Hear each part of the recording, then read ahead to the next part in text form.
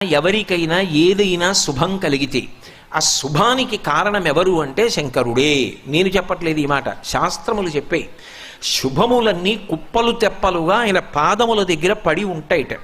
ఆయన అనుగ్రహించాడు అనుకోండి, ఓసారి ఇలా అంటాడు అంటే అది ఎగిరి వెళ్ళి ఇంటికి తోరణంగా పట్టుకుంటాడు. అందుకే ఒక గడుసు కవి ఒక మాట అన్నాడు, నేను ఓ పువ్వు పట్టుకొచ్చి మీ పాదాల మీద వేశాను అనుకోండి, నేను వేసినది ఇది పువ్వు, మీ పాదముల మీద ఉన్నది ఇది పువ్వు. నేను ఒక పువ్వు పట్టుకెళ్ళి మల్లికార్జున లింగం మీద వేశాను అనుకోండి, పరమ ప్రేమతో వేశాను అనుకోండి, ఆ పువ్వు ఓ ఏడాది తర్వాత నా ఇంటి మనవడు. నేను ప్రేమతో వేసిన పువ్వు 2 ఏళ్ల తర్వాత నా ఇంట్లో మనవరాలు. నేను ప్రేమతో వేసిన పువ్వు నేను కట్టుకునే ఒక ఇల్లు.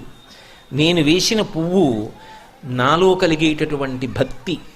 నేను వేసిన పువ్వు ఏ వయస్సులో నాకు రావాలో ఆ వయసు